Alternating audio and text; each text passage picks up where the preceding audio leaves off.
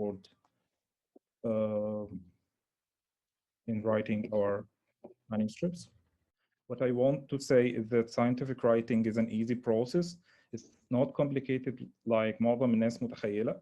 هي أنت مجرد بتملى فراغات معينة في البيبر and at the end of the day you will have a completed manuscript. So the first message that I want you to understand during this lecture is scientific writing is an easy process. It's not complicated and anyone with any experience can get it done. Writing in general is composed of three paths. أول حاجة الصوت، إن أنت يبقى عندك حاجة عايز تقولها. تاني حاجة structure تقدر تحط فيه الكلام بتاعك. وآخر حاجة style.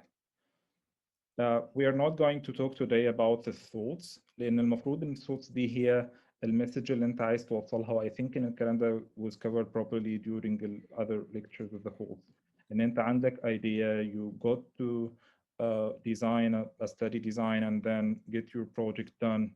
بعد ما خلصت بقى عندك نتائج عايز تشوفها. These are thoughts that you want to share with me. الحاجة التانية إن أنت تمشي according to structure معين ان انت put the right thing in the right place. واخيرا الستايل اللي هو انت تستخدم ال few most appropriate words in the manuscript.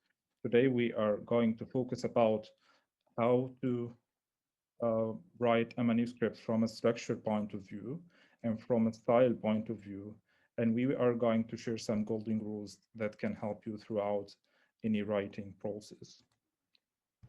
We are going to get this done through a journey, so it's not going to be an ordinary lecture. يعني أنا مش جاي النهارده أتكلم يا جماعة الستراكشر رقم 1 2 3 4، لكن rather إحنا هنخليها زي دردشة مع بعض.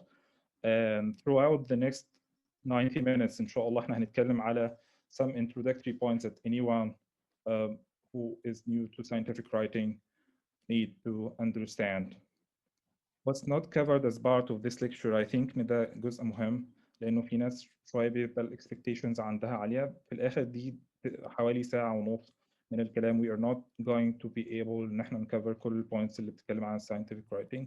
We're not going to go in details about practical applications. I think إنه ده هيكون مكانها أكتر الworkshops. الحاجة التانية we are not going to cover how to use the reference manager سواء Mendeley أو EndNote. This is beyond the scope of this lecture. Although إن إحنا هنتكلم عنهم in brief, but we are not going to train you on how to use reference managers. We are not going to dive into the details of grammar because this is not an English course. أنا مش شخص experienced في الإنجليش ولا أنا native English speaker ولا أنا مدرس إنجليزي، ف it's no way إن أنا أتكلم عن الجرامر النهاردة. وفي نفس الوقت it's beyond the scope of this lecture. So if you are going to learn grammar, you will need to address this in another course. We are not going to dive into the details of how to write style in a good stylish way. So احنا هنتكلم عن الستايل in brief لأنه موضوع الستايل ده موضوع كبير جدا. بس احنا just النهارده هدفنا إن احنا نديكم فكرة overall عن scientific writing وعن ال broad principles about each part of that. آخر حاجة if you are targeting إن أنت تتعلم إزاي تكتب ال other types of paper, in particular systematic reviews, this is beyond the scope of this lecture. So again, this is an introductory level lecture about scientific writing. هدفي النهاردة مش إن أنتوا تطلعوا بكل التفاصيل بتاعة scientific writing. This is impossible. لكن هدفي إن أنتوا يبقى عندكم ال overall picture اللي تقدر تساعدكم بعد كده لو أنتوا حابين تكتبوا a scientific manuscript. في أي أسئلة قبل ما نبدأ؟ طيب. لو في حد عنده أسئلة يكتبها في الشات بوكس زي ما بنقول، بعد كده نرجع لها. طيب.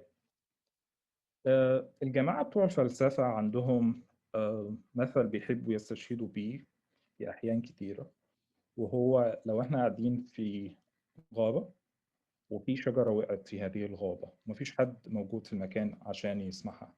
Does it make a sound? And they like, regardless of our own point of view, to answer this question by no. بغض النظر عن اتفاقنا أو اختلافنا معاهم، بس هم ليه بيقولوا لا؟ لأن هم وجهة نظرهم إنه الساوند ده is more than pressure waves، when without somebody there to hear that sound, there's no sound. وبنفس النظرية دي أي signal في الدنيا هي useless unless there is somebody or something to receive this signal. In the same way, a published scientific paper is a signal, and it's useless without somebody to perceive it. وأجين احنا هنا بنتكلم على a published scientific paper مش just an idea. يعني لو انت عندك paper وكتبتها ونشرتها it's still useless unless انه الناس اللي انت كتبت عشانهم البيبر دي قدروا يقروها ويستوعبوا الكلام اللي فيها وقدروا يطبقوه.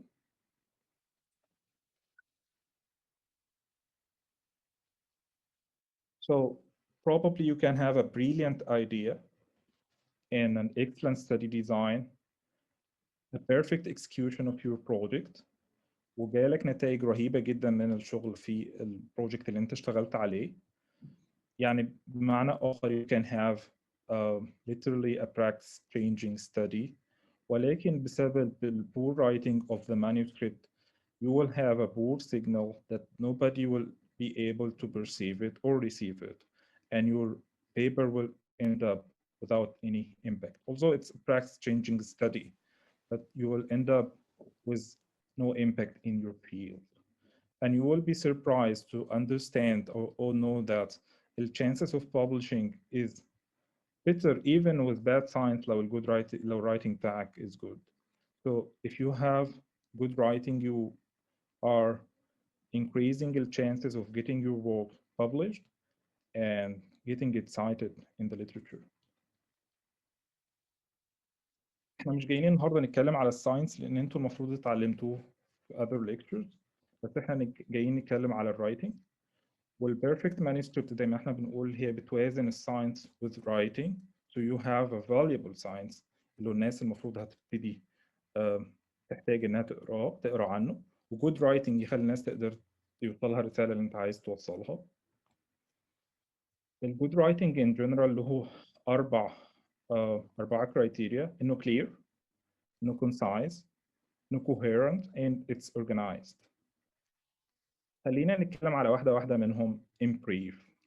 So the good scientific writing is clear. ونقصد بكده إنه الكلام اللي أنت هتكتبه is simple, as simple as possible و easy to understand. أي حد يقراه يقدر يفهمه. مش محتاج إنك تبقى some sort of an expert in the field أو إن أنت تبقى راجل فظيع في الإنجليزي عشان تفهمه. We need to deliver our message in scientific writing as simple as possible and as clear as possible so that anybody who read your work is able to understand it. And clarity comes first. بمعنى إنه أنت هتلاقي فيه parameters كتير جدا في الرايتنج، وهتلاقي فيه رغبة عندك إنك تخلي الكلام شكله لطيف أو إنك تخلي ال writing بتاعك more complicated. But again, if anything that you do during writing بيخلي clarity تقل, then it's bad. So again, good scientific writing is clear, it's simple, easy to understand, and taking clarity as the first priority. النقطة الثانية في الجود scientific writing إنه concise. concise من ناحيتين: concise على مستوى الجمل وعلى مستوى المانuscript. concise على مستوى الجمل بمعنى إنه الجمل اللي أنت تستخدمها صحيح هي بتبقى variable in length، لكن your aim is to provide جمل قصيرة في الحجم بتراوح حجمها من 10 ل 20 كلمة، مش أكتر من كده at least في معظم المانuscript. otherwise الراجل اللي بيقرا ده غالبا هيتوه منك في الكلام. So the scientific writing is concise. You provide short sentences and you provide a short and to the point manuscript. أنت مش محتاج تلغي كتير عشان توصل المسج بتاعتك. And الناس بتظن إنها كل ما تكتب أكتر كل ما ده بيزود القيمة بتاع البحث بتاعها، وده مش صحيح. البيبر اللي قدامكم دي هي البيبر اللي بتوصف اكتشاف ال DNA structure it was published in Nature in one page. So دايما الناس اللي بتتكلم عن scientific writing بتحب تستشهد بالبيبر دي لسبب بسيط جدا، انه regardless of انت قد ايه معاك نتائج رهيبة you're not going to discover DNA in your study. So ما تقنعنيش ان انت محتاج تتكلم اكتر من كده. So keep your manuscript short and to the point as far as possible. النقطة اللي بعد كده إنه الرايتنج بتاعك يكون مترابط أو متناسق، بمعنى تاني إن هو يكون following a logical flow. خلي بالك من حاجة، إنه الشخص اللي أنت بتكتب عشان هو يقرأ، الريدر ده is not familiar with the work you are doing nor with your writing. You are. ساعات لما بنكتب بنتوقع إن الآخرين فاهمين إحنا بنعمل إيه، وده مش صحيح. So you need to logically guide your reader throughout the manuscript in a persuasive way so that they are able to understand your writing. آخر criteria في scientific writing إنه organized. Organized بمعنى إن كل حاجة موجودة في مكانها الصحيح. وده مهم في scientific writing لأنه مش كل الناس محتاجة تقرأ البيبر بتاعتك from the start to the end. في بعض الريدرز ممكن يكونوا بس interested in a portion of your work، بمعنى إن أنا كمحمد interested in understanding how you did this thing، الميثودولوجي بتاعك كان إيه. So I'm going to read the method section only. So you should put the right part in the right place so that anybody who opens up your paper is able to find the relevant information where they are expected to be. So these are the four main criteria of good scientific writing: to be clear, to be concise, to be coherent, and to be organized. But why do we write? احنا ليه بنكتب؟ انا مش جاي النهارده عشان اقول لكم يا جماعه احنا محتاجين ان احنا نعمل publications كتير، لانه انتوا اكيد الكلام ده وصلكم بشكل او باخر.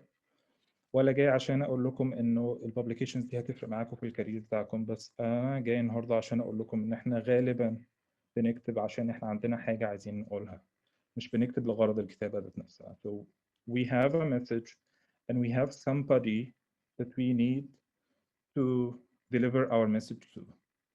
وغالبا الشخص ده بيكون من الفيلد اللي احنا شغالين فيه. So we need to understand how he thinks and what he expects in order to properly write. النقطة الثانية that we should understand is that writing is an obligation. Regardless أنت بتحب الwriting أو لا، you should be able to write because أنت ممكن تبقى شغال في اللاب بتاعك 20 سنة على تجارب عظيمة جدا، بس if you didn't publish your work it was not done because مفيش حد سمع عنه، محدش عارف أنت بتعمل إيه، so it's useless. وأنا بحب أبقى متطرف شوية في الكلام ده وأقول إنه if your work was not perceived it was not done. لأن إحنا استفدنا إيه من أنت نشرته شغله في الآخر محدش قرأ عنه أو فهم أنت عايز تقول إيه. السؤال اللي بعد كده اللي بنحب نسأله is writing a talent؟ والإجابة على حاجة زي كده هتبقى debatable شوية، لأنه في جزء من الرايتنج is a talent. That's true. في ناس بيبقوا مولودين بأن عندهم talent of writing، بيعرفوا يكتبوا كويس، دي حقيقة. بس scientific writing in particular is not just a talent. It's a learnable skill. So regardless of you are born with this talent or not, you can learn it. لأن هو الرولز اللي انت محتاج تمشي عليها رولز بسيطة، واي حد في الدنيا يقدر يمشي عليها and end up with a good scientific manuscript. And you don't need to like it. There are a lot of people who are geniuses in their field وعملوا contributions كبيرة جدا للساينس and still they didn't like scientific writing. We are here sharing examples of Charles Darwin and Sir Richard Hunt, who are expressing their concern about scientific writing. And they are clearly stating that they don't like scientific writing. So you don't need to like it in order to have good contributions. But what you need to do is to practice. لأنه زي أي حاجة في الدنيا، أنت بتتعلم السكيل، لكن لو أنت اتعلمت ونسيت اللي اتعلمته وما عملتش براكتس كويس you are not going to get a good grasp on it. Writing in general دي المسج الأخيرة في الجزء الأولاني من المحاضرة is a basic skill. So كلنا اتعلمنا الرايتنج في مستوى المدرسة، وكلنا كتبنا باراجرافز، كلنا كتبنا letters، كلنا عملنا الحاجات دي في مرحلة من المراحل. بس there is a difference between high school writing and scientific writing. Do you know what? خلينا نشير في الشات بوكس كده ايه ال differences اللي انتوا شايفينها بين الرايتنج العادي والساينتفك رايتنج.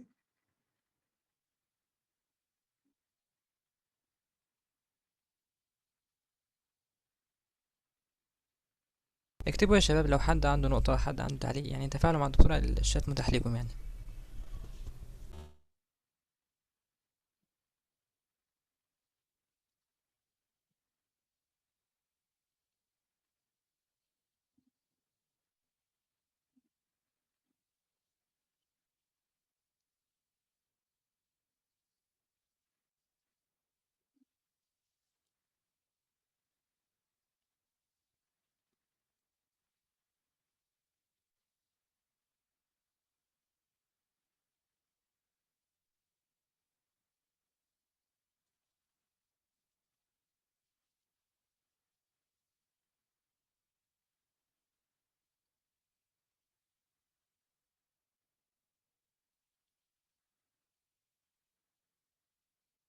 طيب كل دي نقط مهمة اللي انتوا ذكرتوها.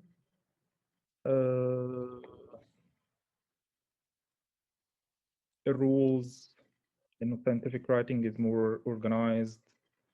بس في three major differences between high school writing and scientific writing. أول حاجة إن أنت في scientific writing you are writing about a topic that you have good expertise about versus the high school writing. أنت مش لما بتيجي تكتب scientific manuscript أنت مش جاي تكتب رسالة لصديقك الفرنسي about قد إيه مصر بلد عظيمة وبتدعوه لزيارة مصر. This is not scientific writing. You are writing about the topic that you have an expertise about. Sometimes you are the only body in the world who have expertise on that topic. انت عندك معلومة مش عند حد تاني. ده فرق مهم جدا يحدد طريقة الكتابة بتاعتك. الفرق التاني انه دايما في الهاي سكول رايتنج او في الرايتنج الجنرال كان بيكون في حد بيراجع وراء. هذا الشخص كان بيراجع وراء شغلك لسبب من اتنين. أول حاجة إن هو this is his or her job إن هو يخليك تكتب بشكل أفضل، مثال المدرس أو المدرسة بتاعت حضرتك. الحاجة التانية he is getting paid for that. وده مش الكيس in scientific writing. مفيش حد هيراجع وراك، مفيش حد مهمته إنه يراجع وراك. You are the one who has the knowledge and you are the one who has the expertise. So it's important to understand that no longer there is somebody who cares about your writing. لأنه لا الإديتور مهتم إنه ينشر الشغل بتاعك، ولا الريدر مهتم إنه يقرأ، ولا الريفيور مهتم إنه يراجع شغلك. وبالتالي you have to spend some time and effort in order to understand كل واحد من دول بيفكر إزاي.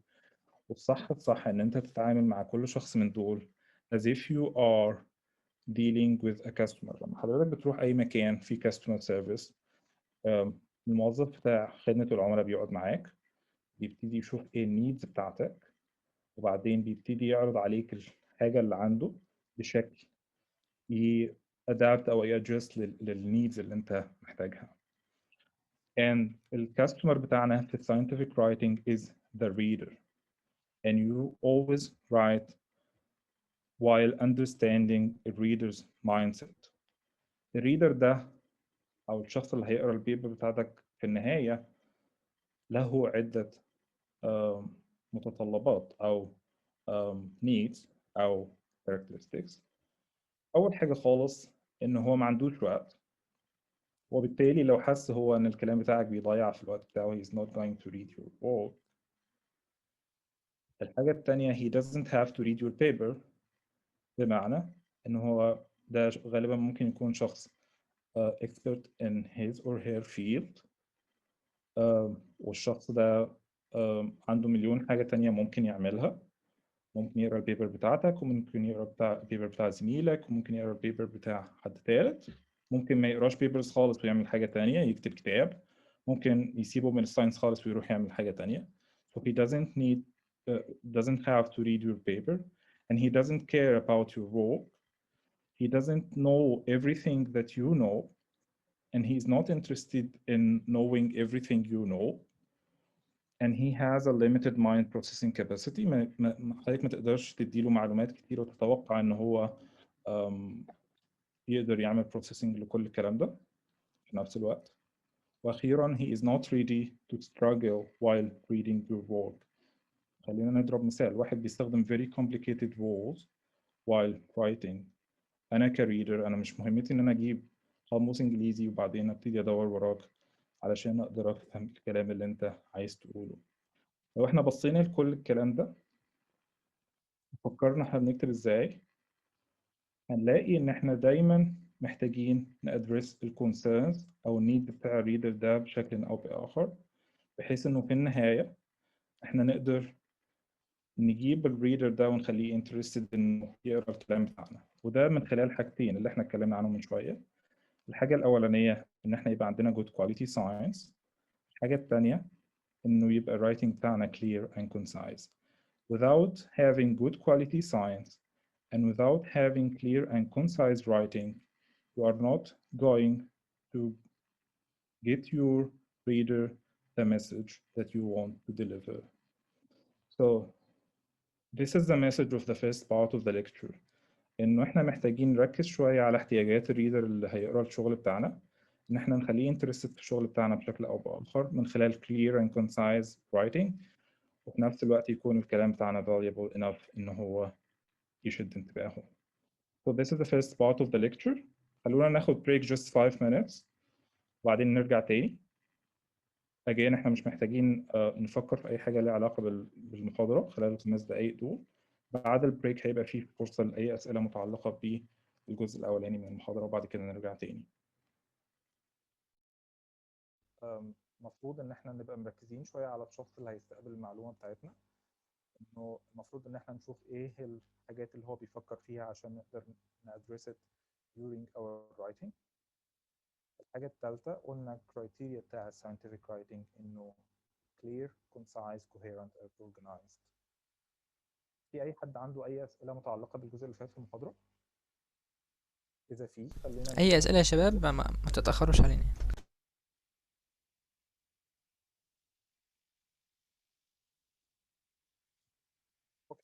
So it seems إنه مفيش حد عنده أسئلة فخلينا proceed.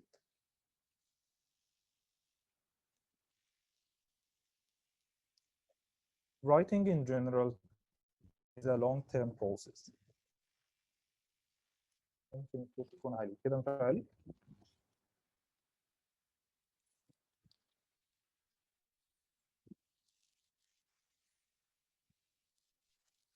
مستخدم حضرتك تحط المايك قريب شوية من بقك يعني.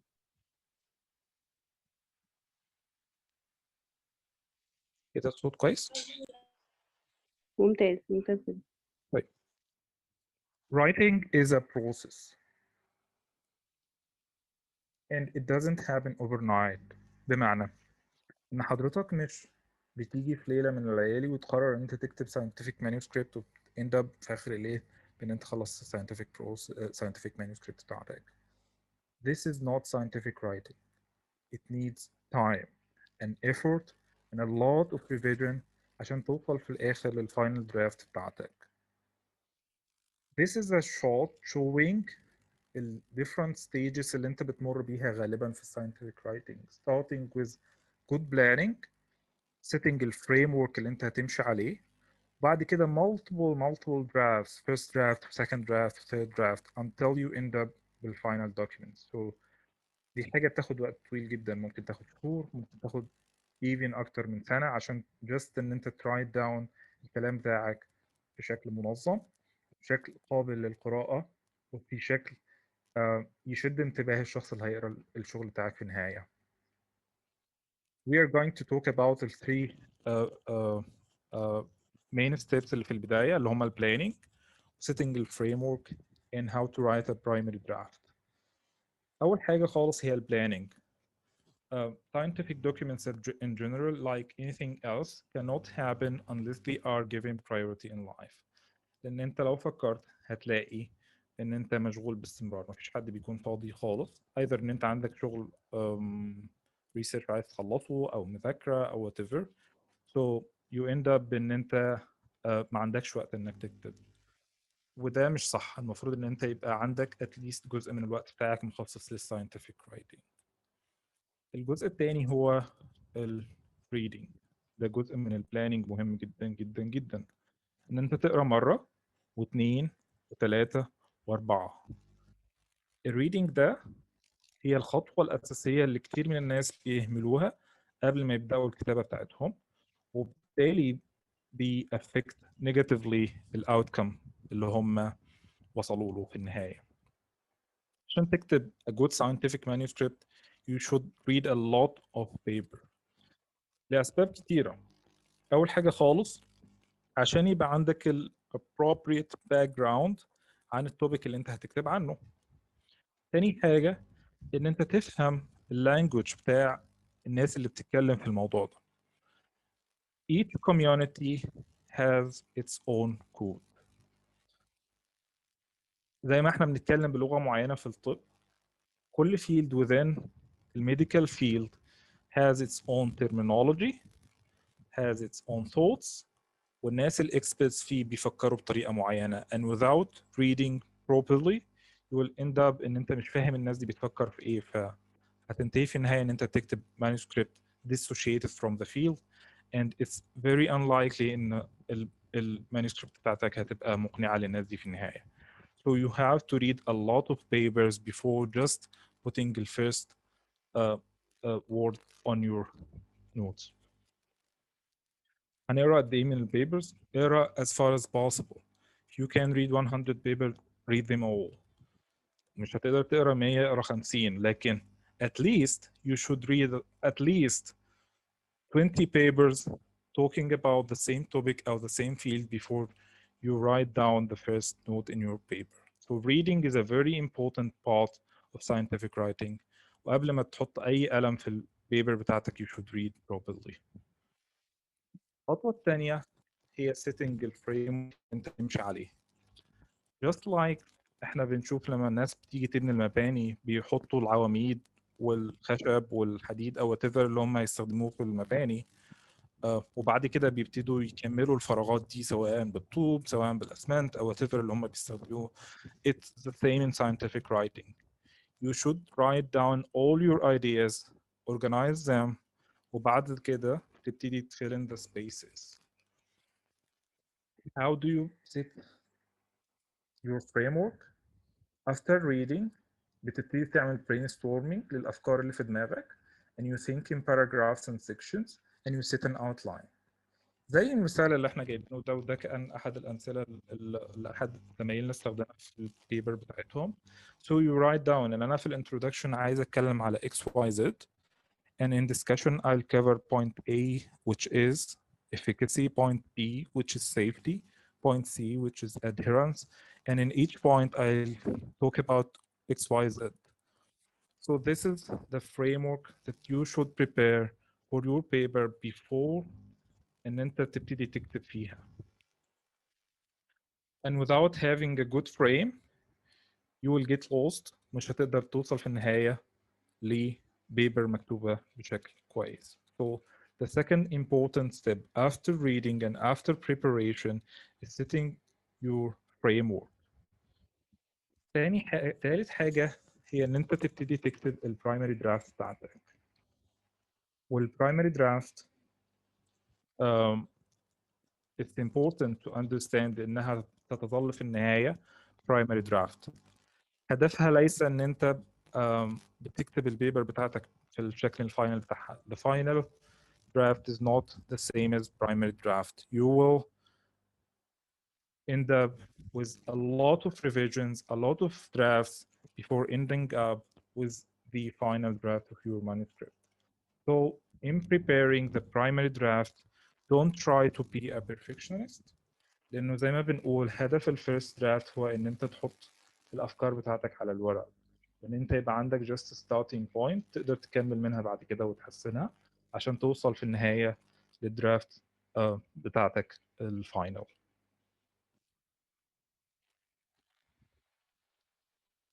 زي ما قلنا في البداية إنه writing in general عبارة عن thoughts، عبارة عن structure، عبارة عن style. خلينا نتكلم شوية على الستراكشر اللي أنت المفروض تمشي عليه عشان خاطر تبريبير البرايمري درافت بتاعتك. والستراكشر ده غالبا أنت بتجيبه من حاجة اسمها instructions for authors which are موجودة في كل الجورنالز. الانستراكشنز فور authors دي بتقول لك انت المفروض تمشي بالشكل الفلاني عشان تبريبير المانuscript بتاعتك. يكون فيها instructions related للارتكل category، للword limits، اذا كان في limit لعدد التيبلز او الفيجرز اللي انت عايز تستخدمها، عدد الاوثرز اللي انت هتحطهم على البيبرز، وبعض التفاصيل الخاصه بالرايتنج. But overall كل المانuscript اللي في الدنيا بتبقى sharing some common details.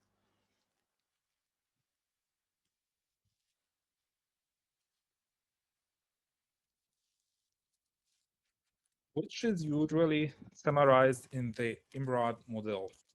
So لو احنا فكرنا بشكل منطقي، لو انا عندي بعض النتائج اللي طالعه من بروجكت وعايز اتكلم عنها، so properly في 4 اسئله انت هتحتاج تسالهم لنفسك. اول سؤال خالص، او لو انت عايز تكلم حد عن البيبر بتاعتك، اول سؤال خالص انت ليه عملت الشغل ده؟ ايه الباك جراوند الموجوده في الليترشر اللي خلتك تشتغل على الموضوع ده؟ تاني حاجه انت عملت الشغل بتاعك ازاي؟ ثالث حاجه انت لقيت ايه؟ واخيرا ورابع حاجه ايه معنى النتائج بتاعتك دي وهي هتاثر في الفيلد بتاعنا ازاي؟ لما الناس بدات تفكر بهذه الطريقه وصلوا في النهايه ان احنا بيبقى عندنا 4 major sections في البيبر. The first section is introduction, covering the background about the topic and why did you do this particular study. ثاني section هو الميثود section, and in the method section you provide specific details about how did you study your problem or question. ثالث section هو الريزلت section واللي انت بتوصف فيه النتائج بتاعتك، واخيرا بتحط النتائج دي in context in the discussion section. So these are the 4 main sections of any scientific paper. So let's talk about each of these parts in brief. The introduction section هدفها انها تحط reader in the appropriate context before reading your paper. So it's giving the context about التوبيك اللي انت هتتكلم عنه، وبعدين بتقول والله انا عملت الستادي دي لسبب بسيط ان كان في knowledge gap في المنطقه الفلانيه، واخيرا انا اهدافي من هذه الستادي كانت 1 2 3. وغالبا احنا بنحب نحط الانترودكشن في 3 main paragraphs. اول باراجراف خالص بيتوك about الباك جراوند، زي ده important، اذا في حد اشتغل على الموضوع ده قبل كده كان لقى ايه. So we write the first paragraph about background. تاني باراجراف بنتكلم فيه عن الجاب اللي موجوده currently في الليترشر واللي احنا محتاجين نغطيها. تالت باراجراف بتتكلم فيه على الاوبجكتيف بتاعتك. خلينا ناخد مثال. لو احنا عايزين نعمل study على ال prevalence of depression among medical students in Minnesota University. So we will have 3 paragraphs in the introduction section. أول باراجراف هيتكلم على ال background. So we can talk about the prevalence of depression. وقد ايه الدبريشن ده حاجه ممكن تاثر على الفانكشناليتي بتاعت الناس، وهل في حد عمل ستاديز قبل كده ولا لا على الدبريشن among medical students سواء في مصر او بره مصر.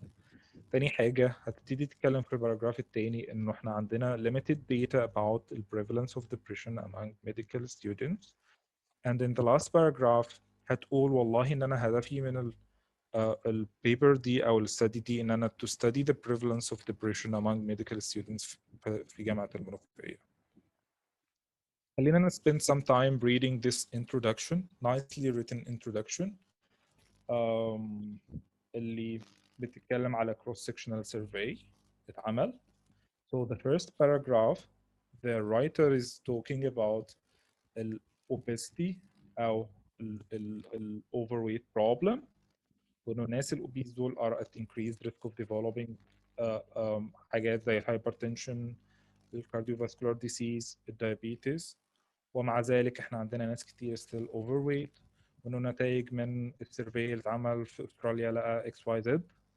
ده الفيرست باراجراف writing an introduction or giving a background about the topic اللي انت عايز تتكلم عنه. الباراجراف الثاني بدأ يتكلم على الجاب الموجودة في الليترشر.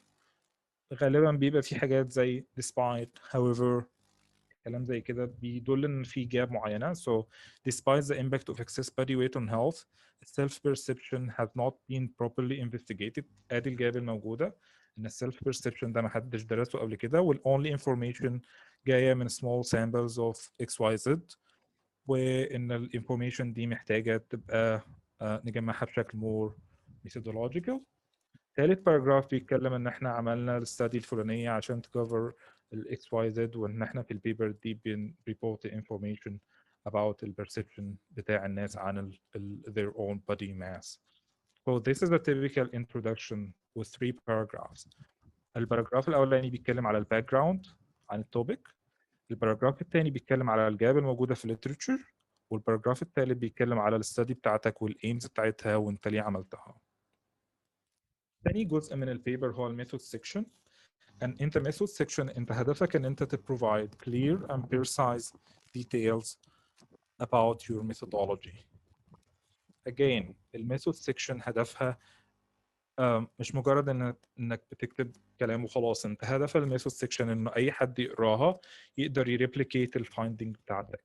so عشان تقدر تعرف اذا كان الميثود سيكشن بتاعك a good method section ولا لا، you should be asking yourself انه لو في حد عمل مشي قرا الخطوات اللي انا كاتبها دي ومشي عليها هيوصل لنفس النتائج ولا هيبقى عنده اسئله زياده. so لو لقيت في النهايه ان هو اي حد يقرا الميثود سيكشن يقدر يوصل لنفس النتيجه او يقدر يعمل نفس الاكسبيرمنتس اللي انت عملتها، then this is a good method section.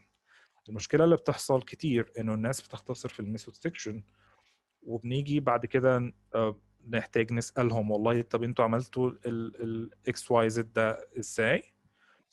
لو انت سالت نفس الاوثر السؤال ده معناها انه في النهايه الميثود سيكشن بتاعه ما كانش كافي بما فيه الكفايه ان هو يغطي ال clear and precise details of his or her experiments. مثال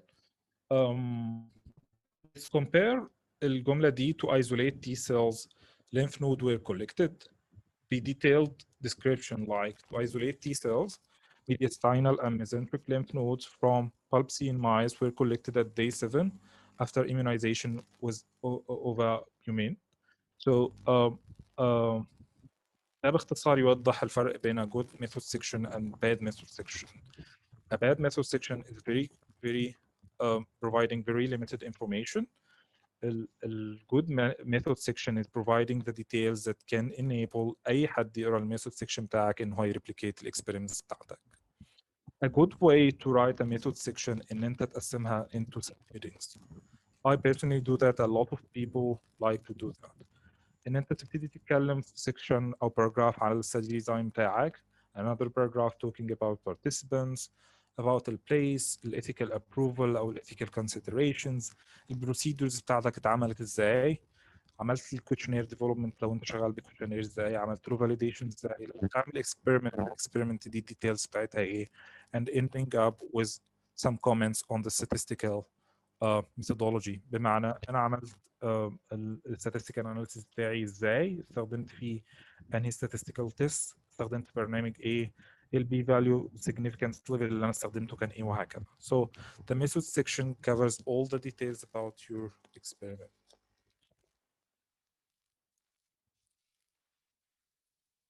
ثالث section هو result section, and if somebody is interested in your paper, he or she is interested in your result section. And in the result section, you probably like to describe your sample first. So you start by a description of the patient or disease characteristics. تقول والله أنا included 100 عيان، ال 100 عيان دول كانوا منهم 40 female and 60 male. كان عندهم الناس اللي كانوا عندهم hypertension كانوا عددهم كذا ونسبتهم كذا، الناس اللي كانوا عندهم stage 1 disease كانوا عددهم كذا ونسبتهم كذا. So you provide details about your study sample and patient or disease characteristics. This is the first part of the result section. Any part of the result section is usually talking about descriptive data of your key findings. بمعنى ان انا والله لقيت ان البريفالنس بتاع الدبريشن بتاعي among the medical student 40% او 60% او whatever. So you are going to describe data that you found in brief. And the last section is talking about the analytical data and associations. ان انا والله لقيت انه الدبريشن is more common in female، او ان انا لقيته الناس اللي بيطلعوا من بيجيبوا good scores في الميديكال سكول are more likely to have depression or whatever.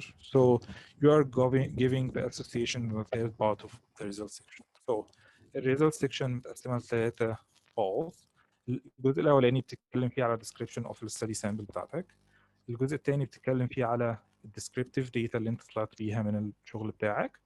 واخيرا انت بتتكلم على analytical data and associations اللي انت لقيتها. And in writing the result section, you have a toolbox composed of text, figures, and tables. And the wise writer يقدر يستخدم كل حاجة من دول بالشكل الصحيح بتاعها. امتى تستخدم text وامتى تستخدم figures وامتى تستخدم tables. It's a long story, but in brief الفيجرز and tables بتاعتك هي اكتر حاجه بتشد اللي بيقرا البيبر. and you should focus ان انت prepare figures and tables that are attractive enough بشكل او مفهومه بشكل كويس عشان تقدر تشد الناس انها تقرا بقيه الريزلت سيكشن. in general الفيجر is احسن مليون مره من التكست, but you will need to have text لان انت في الاخر limited مش هينفع تحط كل الكلام بتاعك in figures and table.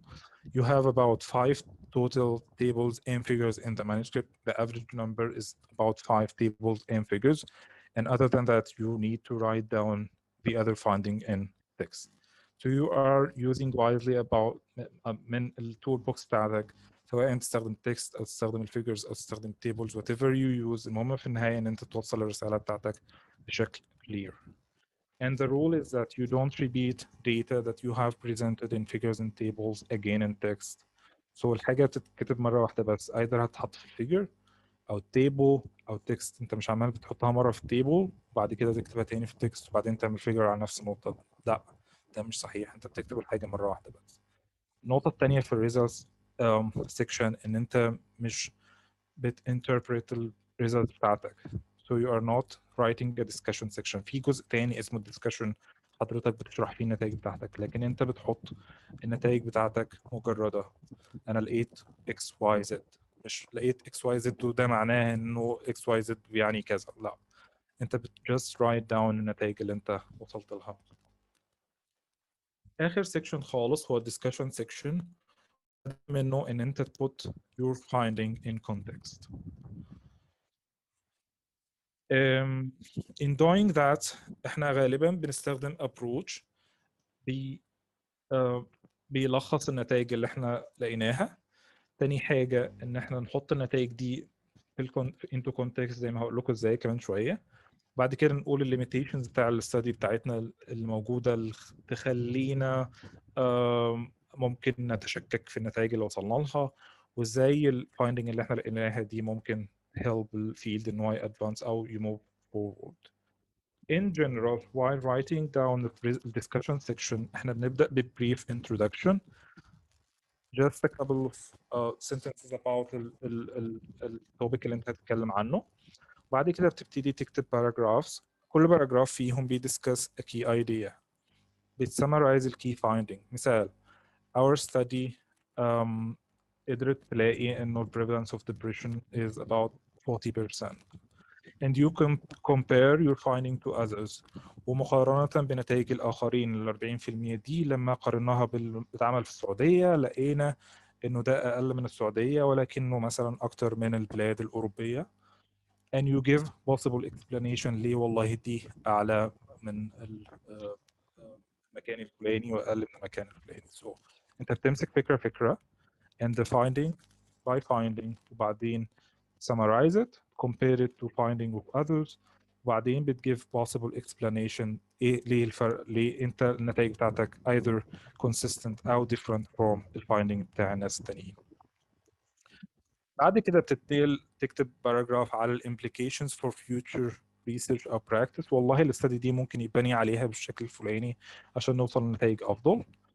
بتكومنت about the strengths and limitation in a separate paragraph. والله أنا البيبر بتاعتي اتعملت على large number of patients، أو إنه واحدة من limitations يا جماعة إن أنا السامبل سايز بتاعي كان صغير وبالتالي we recommend إن الناس تعمل نفس الشغل ده على عدد أكثر من العيانين.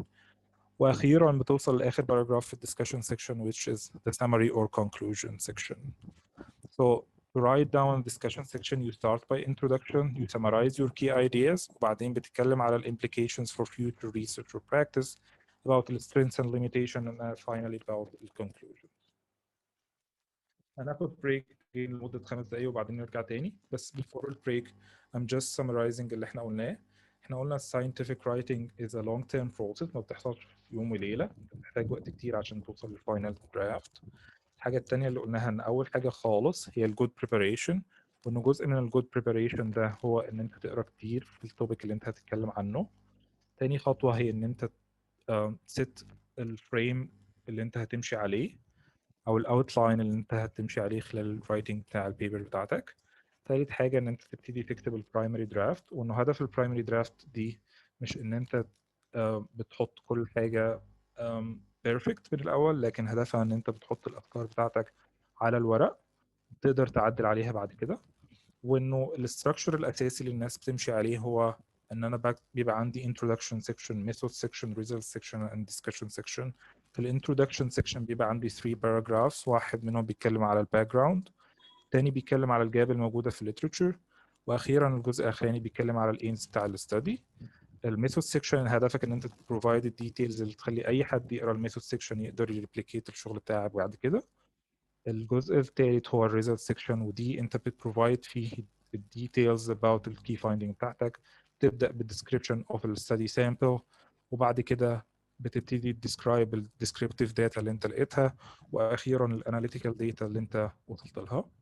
اخيرا الديسكشن سيكشن بتبدا بانترودكشن، سمول انترودكشن about التوبيك اللي انت بتتكلم عنه، بعدين تبتدي تمسك ايديا بتدسكس الايديا والفايندنج اللي انت لقيته، تكمبير الورك بتاعك للشغل بتاع الناس التانيين، وبتبروفايد explanations ليه الشغل بتاعك consistent او مختلف عن شغل الناس التانية، بتبروفايد ال strengths and limitation and implication for future and you end up with a conclusion. هناخد 5 دقايق بريك وبعدين بعدين. تمام؟ لو في حد عنده اسئله هتكون بعد البريك ان شاء الله. تعمل شغل بالطريقه الفلانيه، ولكن لما ابتديت شغل لقيت انه في حاجه معينه محتاجه تتعمل بطريقه افضل، ففي الحاله دي انت المفروض بتعدل البروتوكول وبعد كده بتعدل الميثود سيكشن. بس the same method section. So الفرق ان انت في البروتوكول بتقول انا هعمل بالشكل الفلاني، وفي البيبر انت بتقول هعمل بالشكل الفلاني. تمام يا دكتور، شكرا لحضرتك. هو كان في عبد الرحمن حافظ كان عنده سؤال، لو يتفضل.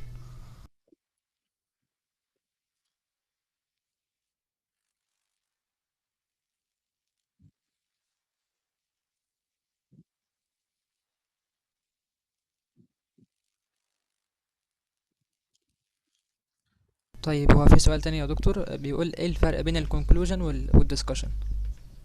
conclusion is part of the discussion. So discussion ده السكشن الكبير اللي احنا قلنا هيبقى فيه multiple sections، واحد منهم في النهاية خالص ممكن يكون الكونكلوجن. مثال احنا بنقول والله انه المثال اللي احنا ان احنا لقينا prevalence بتاع ال depression among medical students about 60%. So the conclusion would be انه والله ان بناء على ما سبق فاحنا لقينا انه نسبة ال ال الدبريشن among the medical students عالية، ودي محتاجة تدخل بالشكل الفلاني عشان نحسن النسبة دي أو نبتدي نلاقي حل للمشكلة الموجودة. So conclusion is a summary of all the paper in few words. يعني أنت بتكتب جملة أو اتنين بتخصيهم كل البيبر بتاعتك، أو to provide summary عن التفاصيل الكتير اللي أنت لقيتها أو عملت لها discussion. So conclusion is part of the discussion. ازاي الكوشنير يبقى valid؟ دي قصة كبيرة، في كورسز معمولة للكوشنير ديفلوبمنت والكوشنير فاليديشن. So I'd recommend you في كورس كان موجود على كورسيرا بيتكلم على طريقة ال development and validation of questionnaire. على ما افتكر كان اللي عامله جامعة فاندربيلت. If you are interested in this particular topic you can follow up الكورس ده وتقدر توصل للإجابة على السؤال بتاعك. حد عنده أسئلة تانية؟ هو كان في سؤال بس انا مش عارف هو تبع المحاضرة ولا لا. هو بيسأل بداية حضرتك في الريسيرش كانت ازاي، لو يعني حضرتك لما كنت طالب موضوع الريسيرش؟ مش موضوع المحاضرة، فخلينا ممكن نتكلم فيه في الآخر أو بعد تمام المحاضرة، بس خلينا نفوكس دلوقتي على scientific writing. تمام ماشي. خلينا نكمل. زي ما اتكلمنا على الأربعة major sections في البيبر بتاعتنا اللي هم introduction, methods, results and discussion. في ثلاثة other sections مهمين جدا اللي هم title والabstract والreference. والثلاثة دول يمكن بيتحطوا لوحدهم، ما هماش جزء من الامبرات فورمات، بس without the title والabstract والreference you don't have a scientific paper. خلينا نتكلم على واحد واحد فيهم ونتكلم على ازاي بنعمله او بنكتبه. اول حاجه خالص هي التايتل بتاع البيبر. and in brief التايتل ده هو زي ما بيقولوا your 10-second opportunity to connect with the passerby او the reader. so انت محتاج تبذل مجهود شويه عشان تختار تايتل كويس، لانه في النهايه التايتل ده هو اللي هيشد الشخص اللي بيعمل سكريننج للتايتل والابستراكتس عشان يشوف هيقرا البيبر بتاعتك ولا لا. without a good title you will lose your reader. What's a good title? It's the fewest possible words that adequately describe the content of the paper. So باختصار هي أقل عدد من الكلمات يقدر يلخص البيبر بتاعتك. In preparing a good title you need to be very concise لأن أنت ما عندكش مساحة كبيرة تقدر تتكلم فيها. You have a limited number of words or characters in the title. So you have to be concise as far as possible، ولكن في نفس الوقت بتكون informative على قد ما تقدر، بمعنى ان انت بتحط details قدر المستطاع ولكن في شكل مختصر، وفي نفس الوقت تضمن الكلاريتي بتاع التايتل بتاعك. خلونا نشوف بعض الأمثلة على ال different titles which are very short. they're very concise, very short لكنه doesn't provide the information that you need. The idea is that التايتل المفروض ان هو يبقى stand alone، ان هو يقدر يوصل الرسالة بتاعتك للريدر او اللي هيشوف البيبر بتاعتك يقدر يفهم انت عملت ايه من التايتل without the need ان هو يفتح الابستراكت. If the reader needs to open the abstract after reading your title just to know what you did, then this is not a good title. So the key message in the title that you choose a very concise title ولكن في نفس الوقت يكون informative and clear. In general title بيكون label not a sentence، بمعنى انه few journals بتسمح بجمل زي المثال اللي كان موجود في الصفحه اللي فاتت اللي هو statin therapy reduces serum cholesterol in patients with cardiovascular disease. التايتل ده لو ده هيتعمل في جورنالز بتسمح بالكلام ده، ولكن معظم الجورنالز بتكون محتاجاه ليبل، بمعنى effect of statin therapy on serum cholesterol in patients with cardiovascular disease. ده شكل التايتل. it's not جملة كاملة ما فيهاش التفاصيل بتاعة الجملة، ولكن في بعض الجورنالز ممكن تبرمت تايتل بشكل جملة. usually التايتل ده بيتحط في جزء من البيبر بنسميه تايتل بيج، بيكون بيحتوي على بعض الحاجات التانية جنب التايتل زي الرننج تايتل، وده بيكون تايتل مختصر بيتحط في أول أو آخر الصفحة من فوق أو من تحت، بيتحط في الديفرنت بيجز بتاعة البيبر بتاعتك. الحاجة التانية اللي بنكتبها في التايتل بيج هي الأوثرز اللي هم المشاركين في عمل البحث، والأفيليشنز بتاع كل أوثر، بمعنى إنه فلان ده من جامعة كذا وفلان من جامعة كذا وفلان من جامعة كذا. وبعد كده بنحط الداتا about the corresponding authors والداتا of correspondence. الشخص اللي هيتواصل مع الجورنال أو لو حد عنده أي استفسار عن البيبر يتواصل معاه، إيه الإيميل بتاعه، إيه رقم التليفون، إيه العنوان بتاعه. واخيرا بنحط الوورد كاونت، النمبر of tables and figures and sometimes الكيوردز. والكيوردز important جدا. الكيوردز دي اللي هي انت بتختار كلمات معبره او كلمات الدلاليه المعبره عن البحث بتاعك، والكلمات الدلاليه دي هي اللي هتستخدم بعد كده في الداتابيز سواء في جوجل سكولر او في بابميد او في سكوبس او whatever، عشان لو في حد بيدور على توبيك معين يقدر يوصل للبيبر بتاعتك among السيرش اللي هو عمله. So the title page contains title, running title, authors, affiliations, corresponding author, word count, number of tables and figures, and usually keywords. تاني جزء مهم هو الابستراكت، والابستراكت دي هي is a mini version of the paper، بتلخص فيها كل اللي انت عملته في البيبر، حوالي 250 كلمة واحيانا ممكن اقل according للinstruction for authors اللي الجورنال حاططها. Sometimes الابستراكت دي بتكون the only available part of the paper، وانه لو حد عايز يعرف تفاصيل عن البيبر المفروض ان هو بيدفع فلوس عشان يشتري البيبر. So الابستراكت usually هي اكتر جزء بيحقق distribution او wider distribution من في البيبر بتاعتك. ولو انت عايز الناس تجيت انترستد انها تقرا البيبر بشكل كامل، المفروض انك تبذل شويه مجهود عشان توصل المسج بتاعتك في الابستراكت بشكل كويس. Most of the time الابستراكت is the only part اللي الناس بتقراه من البيبر. Usually الاكسبرتس اللي في الفيلد ما عندهمش وقت ان هم يقروا بيبرز كامله. So what they do عشان هم يبقوا up to date في الفيلد بتاعهم ان هم بيقروا الابستراكت. And if an abstract شدت انتباهه ساعتها ممكن ان هو يقرا الكومبليت بيبر. So you need ان انت تبذل شويه مجهود عشان تشد الريدر بتاعك خلال الابستراكت ان هو يقرا الكومبليت بيبر. الابستراكت غالبا بتلخص الاربعه سيكشنز الاساسيين في البيبر اللي هم الباك جراوند، الميثودز، results and conclusion. You provide a summary of all of the four sections اللي احنا اتكلمنا عليهم في البيبر بتاعتك. وغالبا بتحتاج مجهود كبير لان انت عشان تلخص الكلام كله في وقت قليل محتاج ان انت تبذل مجهود. غالبا الابستراكت بتكون اخر سيكشن بيكتب في البيبر بعد ما كتبت البيبر كلها. And it should stand on its own without the need to read the paper. زي ما بنقول ساعات هي الجزء الوحيد اللي هيتقرا في البيبر، ف you need to make sure ان انت اللي هيقرا الابستراكت ده مش محتاج ان هو يرجع للبيبر عشان يفهم كلام معين موجود في الابستراكت. دي بتسمى مثال على abstract معينة. So دايما انتوا شايفين هي متقسمة لأربع أجزاء: background, patient and methods, results and conclusion. So the background he's giving a very short background about التوبيك اللي هو اشتغل عليه والستدي بتاعته. بعد كده بدأ يشرح هو عمل الميثودز بتاعته ازاي، خد ايه isolated من البلازما وكم patient عمل لهم كذا بالشكل الفلاني، وبعد كده بدأ يتكلم على الريزلتس ان انا لقيت النتائج الفلانيه باختصار. واخيرا الكونكلوجن ان انا والله الليك اوف سي تي دي clearance was a significant predictor for response and metastatic recurrence while XYZ ادى للنتائج الفلانيه. So this is a مثال على الابستراكت اللي هي structures. So احنا عندنا ال four sections of the paper are summarized in brief.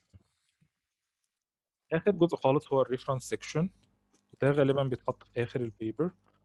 خلينا نضرب مثال ان انا لو واحد بيعمل بيبر معينه ولقى انه في بيبر بتتكلم على البريفالنس، انه والله لقينا ان البريفالنس اوف BRAF mutations in papillary thyroid cancer is 60%، والاوثر سي انه محمد اللي عمل البيبر دي. It's part of the writing ان انت refer to the person who find النتائج الفلانية. وده غالبا بنعمله بطريقة بنسميها ان احنا نعمل index citation وفي الاخر، بمعنى ان انا لما لقيت انه المعلومة الفلانية فلان قالها، بكتب بعد المعلومة دي اشارة لان المعلومة دي انا جايبها من فلان، وباجي في الاخر خالص في اخر البيبر بعمل حاجة اسمها bibliography او reference list، بحط فيها الديتيلز بتاعت فلان ده. والله ان البيبر مثلا بتاعت كوهين 2003 دي تفاصيلها ان الاوثر بتاعها كان فلان وكان معاه فلان وفلان وفلان واتنشرت سنه كذا في الجورنال الفلاني. فلو حد حابب يرجع المعلومات دي، المفروض ان هو يرجع للبيبر اللي انا عامل لها citation. And there are different styles لكتابة الريفرنس، بتختلف من جورنال لجورنال، بس in general احنا عندنا طريقتين كبار لكتابة الريفرنس. الطريقة الأولانية اللي انتم شايفينها اللي هي الأوثر ديت، يعني أنا بعد المعلومة بقوم كاتب إنه دي جاية من البيبر بتاعت كوهين 2003، بعدين برجع في الآخر خالص بكتب البيبليوجرافي أو الريفرنس ليست arranged alphabetically، وبالتالي لو أنا نزلت شوية كمان هلاقي البيبر بتاع كوهين دي منشورة في سنة 2003 مع الأوثرز اللي هم فلان وفلان وفلان تحت العنوان الفلاني في الجورنال الفلاني في الصفحة من كذا لكذا. دي الطريقة الأولانية لكتابة الريفرنس. الطريقة الثانية هي إن أنا بعملها بشكل أرقام، فبدل ما هكتب كوهين 2003 هكتب 1 وارجع تاني خالص في الريفرنس ليست هقول إن 1 دي تدل على البيبر بتاع كوهين إيتال اللي هي فيها ديتيلز 1 2 3. in general details اللي أنا بحطها في الريفرنس ليست بتنكلود البوينتس اللي أنا كاتبها دي زي الجورنال. مثال دي منشورة في نيتشر في جاما انكولوجي في ذا لانست وات ايفر، التايتل بتاع البيبر، الاوثرز اللي عملوا الببليكيشن، والاوثرز دي كل جورنال يقول لك والله انا الستايل بتاعي ان انت تحط لي مثلا 2 اوثرز وبعدين تكتب ايتال، واحد تاني يقول لك 5 ايتال او وات ايفر. سو اكوردنج الانستراكشنز بتاعت الاوثرز اللي موجوده في الجورنال، انت بتشوف كام واحد من الاوثرز الموجودين هيكتبوا وبعد كده بتكتب ايتال، السنه اللي اتنشر فيها الشغل، والفوليوم اوف ذا جورنال اند ايشو. ايه الفرق بين الفوليوم والايشو؟ الفوليوم ده اللي هو المجلد، والايشو دي اللي هي العدد، وكل فوليوم مكون من مجموعه من الايشوز. غالبا الفوليوم ده بيبقى كل سنه فيه فوليوم جديد، وبالتالي لو قلنا ان ده الفوليوم رقم 20 مثلا من الجورنال، الفوليوم رقم 20 ده اللي هو هيتنشر سنه 2021 او وات ايفر، مكون من مجموعه من الايشوز according للفريكونسي بتاع الببليكيشن. وبالتالي لو كل شهر الجورنال ده بينشر 1 ايشو، في اخر السنه هيبقى كل فوليوم مكون من 12 ايشو. ويرايت داون ان انا جايب دي من فوليوم رقم 20 والايشو رقم 5، والبيج نمبرز بتاعت البيبر بتاعتك انها كانت موجوده مثلا من صفحه 15 لصفحه 20 او وات. دي الديتيلز اللي انت محتاج تاخدها من كل بيبر انت بتعملها سايتيشن وتحطها في الاخر في الريفرنس ليست بتاعتك. بالشكل زي ما بنقول ان احنا وريته لكم من شويه ان احنا بنحط ان تكست سايتيشن وبعدين في الاخر خالص بنرجع نحط في الريفرنس ليست الديتيلز بتاع البيبر بتاعتنا. طبعا حاجه زي كده لو انتوا فكرتوا فيها او حاولتوا تعملوها هتلاقوها بتحتاج a lot of time and effort، wasted time and effort، لان انت بتحتاج تغير الكتابه بشكل كبير جدا. زي ما قلت لكم انت بتكتبوا برايمري درافت وبعدين نقعد نعدل فيها كتير، وبالتالي اي تعديل هينتج عنه تعديل في الريفرنس ليست بتاعتك، وده هيحتاج منك مجهود كبير. عشان كده طلع لنا حاجه اسمها ريفرنس مانجرز. الريفرنس مانجرز دول واشهرهم الاند نوت مانلي، هم سوفت ويرز موجوده بتستخدمهم. بكل بساطه حضرتك تقوم عامل امبورت للميتا داتا اللي انا وريتها لكم من شويه، اللي هي الجورنال وال تايتل اوف ذا بيبر والاوثرز. هو بيقدر يمبورت الميتا داتا دي من كل بيبر، يعني انت جست ايضا ان انت بتدراج الفايل للسوفت وير او تبروفايد ات مثلا بالباب ميد اي دي بتاعه او بالدي او اي او وات ايفر، وهو بيقدر يجيب الديتيلز بتاع البيبر دي، وهو بيقدر ينسقها بالشكل اللي هو يبقى متناسق مع الانستراكشن في الاوثرز بتاع كل جورنال. سو زي ما قلت لكم في الاول، المحاضره دي مش هدفها ان احنا نتكلم ازاي هنستخدم مندلي او اند نوت او وات ايفر، بس مهم ان احنا نبقى عارفين انه هدف البرامج دي انها تسهل عليك كتابة الريفرنس، ومهمة جدا لو انت interested in scientific writing ان انت تعرف كل برنامج منهم بيشتغل ازاي. Without providing appropriate citation to the appropriate papers, you are doing ما نسميه بالسرقة الأدبية أو البلاجوريزم. والحقيقة إن البلاجوريزم ده موضوع كبير جدا، ممكن نقعد نتكلم فيه وقت كتير، وبالتالي أنا مش هضيع وقت أقعد أشرح لكم التايبس بتاع البلاجوريزم، بس خلينا نقول بعض الأمثلة على البلاجوريزم. If you don't provide citation يعني أنت كتبت جملة ما قلتش إن أنت جايبها منين، this is called plagiarism. If you don't provide the appropriate citation وده بيحصل كتير جدا you are doing plagiarism. بمعنى انت قلت انت جايب المعلومه دي من محمد، بس لما انا رجعت لقيت البيبر بتاع محمد ما قالتش الكلام ده. So this is some sort of plagiarism. If you don't cite your previous work وده a common mistake ان انت تفكر ان انت صاحب المعلومه وده مش حقيقي. Once المعلومه اللي انت نشرتها is published then it's not yours. دي بقى اسمك لكن لو انت حضرتك هتستخدم نفس المعلومه المفروض ان انت تعمل citation للشغل بتاعك.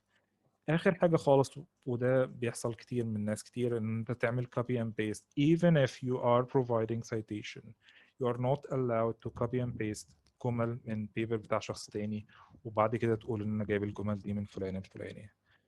How to avoid plagiarism?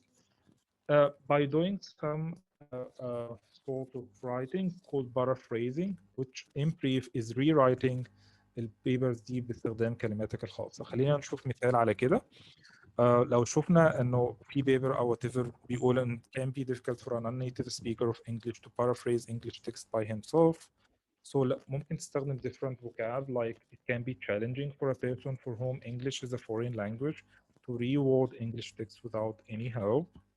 أو تقدر change الأوردر، تغير ترتيب الكلمات في النهاية بحيث توصل لجمل مختلفة، وتقدر تغير الجرامر الموجود بحيث ان انت توصل في النهاية لجملة مختلفة. بس you are not allowed to copy and paste the same sentence من البيبر الأصلية even لو انت هتعمل citation ليها. A practical advice that I personally do is that I don't write while ان انا ماسك another paper in my hand. انا بقرا كتير، تقعد تقرا زي ما قلنا في البداية مرة واثنين وثلاثة وأربعة، بعد كده حضرتك حطيت الفريم وورك، وانت غالبا بعد القرايه الكتير دي انت بقى عندك المعلومات اللي تقدر تكتب منها البرايمري درافت. So you write down الكلام اللي انت لقيته. مثال ان انا والله بعد ما حطيت الفريم وورك انا عايز اكتب جمله بتقول ان 60% من الناس عندهم المشكله الفلانيه. So you write it down باسلوبك بعيدا عن البيبرز الثانيه، وبعد كده في النهايه خالص بعد ما بتخلص البيبر في النهايه خالص بتعمل لها حاجه اسمها plagiarism check، وده available من خلال سوفت ويرز موجوده على الانترنت. يمكن الكلام ده ما كانش موجود زمان، لكن اعتقد دلوقتي الدنيا بقت اسهل شويه في استخدام ايثنتيكت او وات ايفر الويب سايت اللي انت هتستخدمه عشان تعمل بلاجريزم تشيك.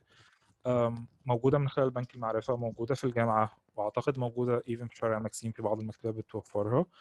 انت بترفع البيبر بتاعتك ان الموقع ده بيقوم بيكومبير للبريفيوس literature بيقول لك والله ان انت similarity index بتاعتك نسبته مثلا 30% او طبعا 43% ده عالي جدا. المفروض غالبا السيميلاريتي اندكس ده ما يزيدش عن 15 ل 20%. ممكن يبقى اعلى شويه في بعض الريفيو ارتكلز، لكن ان جنرال يو تارجت ان انت السيميلاريتي اندكس يكون اقل من 15%. الميزه في هذه المواقع انها تقول لك ان الجمله دي هي اللي فيها مشكله، فانت تقدر تعمل بارافريزنج للجمله دي بشكل ما بحيث ان انت تقدر في النهايه avoid ان انت يبقى السيميلاريتي اندكس بتاعتك عاليه. By the way all the journals اللي انت بتعمل لها submission بتعمل البلاجيريزم تشيك ده. So if you don't do it they will do it. If they find out ان السيميلاريتي اندكس بتاعك عالي هيرجعوا لك البيبر يقول لك ان البيبر دي فيها مشكله. So in brief whenever we are writing a paper we write the introduction section which is summarizing why did we have this study, the context in 3 paragraphs, and usually لو احنا بنكتبها في A4 paper ده بتاخد منك صفحة أو صفحتين بالكتير. بعد كده بتتكلم على تفاصيل الميثودولوجي بتاعتك في خلال صفحتين أو 3 أو whatever وده سيكشن مهم عشان يلاو ان اي حد عايز يفاليديت الشغل بتاعك يقدر يريبليكيت الستدي. الجزء الثالث هو الريزلت سيكشن، واللي انت بتلخص فيه what did you find. So you describe the study sample, you describe the descriptive statistics بتاعتك، وبعد كده الاناليتيكال data. بعد كده الدسكشن سيكشن بتحط الكلام بتاعك في الكونتكست، وبتحط في الاخر خالص الريفرنس ليست بتاعتك، بحيث في الاخر الدوكيمنت بتاعتك تكون around 20 pages. خلونا ناخد بريك قصير لحد اذان المغرب، بعد الاذان نرجع تاني. وبعد كده لو في حد عنده اسئله بخصوص الجزء اللي فات نرجع له تاني.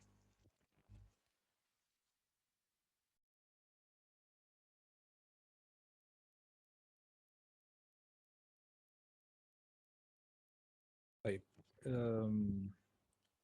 in brief، لو انا بكتب دلوقتي بيبر على ان انا بعمل study بديتكت فيها ال BRAF mutations in follicular thyroid cancer. So in the introduction section في الباكجراوند انا بقول والله ان في ناس لقت انه ال prevalence of BRAF mutation in papillary thyroid cancer is 60% مثلا، يعني بغض النظر عن التفاصيل. حاجه من اثنين، يا اما ان انا بقوم كاتب ما بين قوسين كده رقم واحد، ده اللي هو النيوميريكال تايب، بعدين برجع في الاخر خالص في الريفرنس ليست اللي انا بسميها ريفرنسز او بيوجرافي او وات ايفر، بقوم كاتب والله ان واحد دي تدل على البيبر بتاعت محمد جوده اللي اسمها BRAF mutations in papillary thyroid cancer مثلا، اللي منشوره في الجورنال الفلاني سنه 2013 وتفاصيلها اكس واي زد. دي طريقه. او الطريقه الثانيه ان انا بكتب فيها الاوثر نيم اللي هو مثلا جوده 2013، وبرجع في الاخر في الريفرنس ليست دي بدل ما انا بكتب ارقام بقوم كاتبها برتبها الفابيتيكالي، وبالتالي بيبقى عندي في النهايه هي ما بيبقاش طبعا ريفرنس واحد، بيبقى عندي اراوند 40 ريفرنس مثلا. بس هي نفس البرنسبل كده، ان انا وانا بكتب فوق بحط حاجه تشير الى هذا المكان اللي انا جايب منه المعلومه دي، برجع في الاخر خالص في الريفرنس ليست بقول التفاصيل بتاعه الريفرنس ده عشان لو حد تاني عايز يرجع. ده الفرق بين السايتيشن والبيبليوجرافي، وازاي نتكلم على السايتيشنز. فاضل قد ايه؟ خلاص احنا هنخلص خلال ربع ساعه تقريبا او ثلث ساعه ان شاء الله بالكتير. What about research proposal is the same، هي same principles بتاع scientific writing واحده.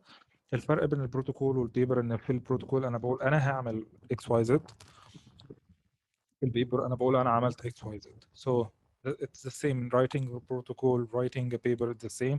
الفرق ان البروتوكول ممكن يكون في بعض السكشنز زياده شويه زي ال outcome measures او whatever، في templates جاهزه للproposals and you just can fill in the spaces but it is the same principles like writing a paper. ايه ال DOI number؟ ال DOI number ده اللي هو رقم الايداع. So لو رجعنا هنا للبيبر اللي انا كنت جايب لكم صورتها، الرقم الايداع ده كل بيبر في الدنيا، كل بيبر في الدنيا بيكون ليها رقم معين مميز خاص بيها. هذا الرقم غير موجود في اي مكان تاني غير في البيبر دي. الدي او اي ده مثلا 10.1001/JAMA-ONCO.xyz.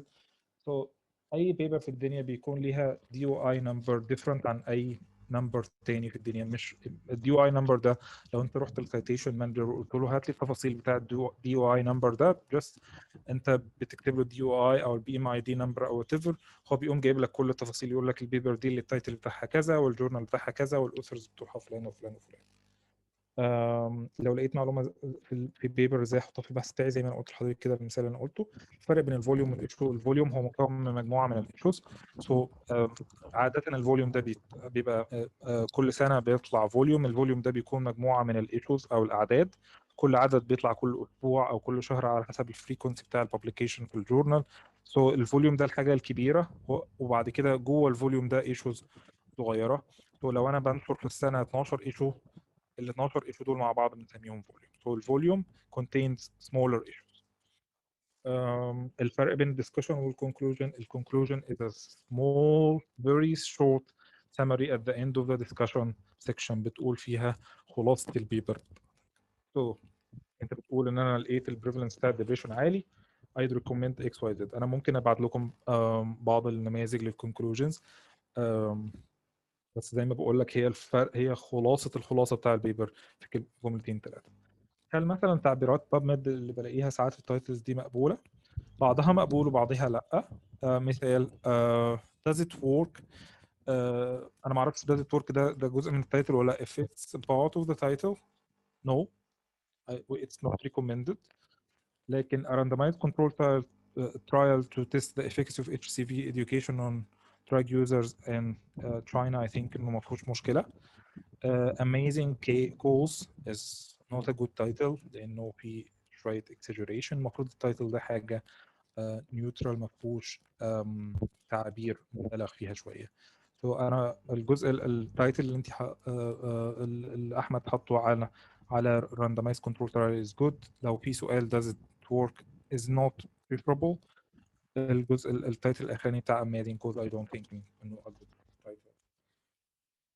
في اي اسئله ثانيه قبل ما نكمل؟ لا تمام، شكرا لحضرتك يا دكتور. تمام. الستايل اللي بنكتب بيه البيبر هو حاجه مهمه جدا في الساينتفك رايتنج، لكنه توبيك كبير صعب ان احنا نلمه في دقائق معدوده. لكن اللي انا هعمل لكم ريفرنس ليه في اخر المحاضره هو كورس موجود على كورسيرا فور فري يقدر اي حد يسمعه. هو مكون على ما افتكر من حوالي 8 اسابيع بتشرح فيهم الدكتوره كل اسبوع جزء من الستايل رولز بتاعه الساينتفك رايتنج. لكن خلينا نسلكت من الستايل رولز دول 5 رولز اي ثينك ان هم الموست امبورتنت. قبل ما نتكلم على الرولز بتاع الستايل في الساينتفك رايتنج خلينا نقول ان في دايما بيكون في ديبيت على اهميه ان احنا نخلي البيبر بتاعتنا شكلها جميل او يعني الكلمات التعبير فيها تشد الريدر versus simplicity او clarity. زي ما قلت لكم في البدايه انه clarity comes first. whenever لو انت هتعمل اي حاجه في البيبر هتخلي clarity دي compromise then it's not a good idea. انت الهدف بتاعك ان انت تكيب الكلام بتاعك as clear as possible and as simple as possible. بس لا مانع في بعض الأحيان من أنت يكون في شوية توازن في الكتابة بحيث إنها ما تكونش في النهاية مملة. والجود رايتر هو الشخص اللي يقدر يوازن في الكتابة بتاعته بحيث في النهاية إنه القارئ ما الرسالة توصله بشكل كلير وفي نفس الوقت ما يبقاش بور. أول رول خالص أنا selected it from الستايل رولز هو إن أنت محتاج تراجع الجرامر بتاعك. للأسف معظمنا أو كلنا الإنجليزي بتاعنا مش ولا بد، وبينتج عن هذا الإنجليزي إن إحنا بيبقى عندنا مشاكل كتير جدا في الرايتنج. مش مطلوب إن حضرتك تبقى فظيع في الإنجليزي عشان تقدر تكتب a good scientific manuscript، بس على الأقل ال major mistakes of grammar should be avoided.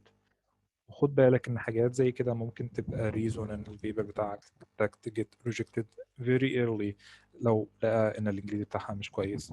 So you need to revise your grammar. One way ان انت تقدر تريفايز الجرامر انك تبعته للنيتيف انجلش سبيكر لو انت تعرف اصدقاء انجليز او امريكان يراجعوا لك الانجليزي، او في بعض المواقع اللي ممكن تساعدك في الريفيجن بتاع الجرامر. but don't please revise الجرامر بتاعك و make sure you are not making obvious major mistakes during writing. احنا مش جايين النهارده نتكلم على الرول بتاع الجرامر بتاع السمبل باست والسمبل بريزنت والسمبل فيوتشر والكلام ده. الكلام ده قعدنا سنين ندرسه في الكليه. بس I'd recommend ان انت quickly go through كل واحد من دول بيستخدم امتى عشان في النهايه لما تيجي تكتب البيبر بتاعتك تقدر تكتبها بشكل كويس. لو في ناس تقول لكم انه والله احنا بنكتب في الانترودكشن بسمبل باست وفي مش عارف الميثودز بالسمبل باست وفي الدسكشن بالشكل الفلاني، ده مش صح. صح ان انت تكتب كل حاجه بالتنس المناسب بالنسبه لها. So in the introduction لو انت بتتكلم على فاكت هتستخدم السمبل بريزنت، لو انت بتستخدم على حاجه اتعملت في الماضي هتستخدم السمبل باست او البيرفكت باست او الباست بيرفكت. So according للجمله اللي انت بتكتبها according للinstruction اللي انت بتكتب بيه according لبارامترز كتيره جدا انت بتحدد التنس اللي انت هتستخدمه في اللغه الانجليزيه. بس at least حاول ان انت يبقى عندك some basic knowledge about كل واحد من دول يستخدم امتى عشان في النهايه لما تكتب تبقى الكتابه بتاعتك ما فيهاش مشاكل كبيره في الجرامر. One of the excellent sources ان انت تقدر ترجع لها هو موقع Grammarly. It provides free revision للجرامر. ممكن انت بتحط له التكست بتاعك copy and paste and it tells you ان انت عندك مشكله في الجرامر في المنطقه الفلانيه والمنطقه الفلانيه والمنطقه الفلانيه and you need it to revise it والافضل انها تتكتب بالشكل الفلاني. I personally don't recommend السوفت ويرز في الحاجات اللي زي كده. بس it's at least لو في حد عنده مشاكل major قوي في الجرامر he or she can use it لحد ما الدنيا تبتدي تتحسن شويه بالنسبه له في ال scientific writing. Grammarly also can help in the second rule that I would like to advise you about, which is revision of your punctuation.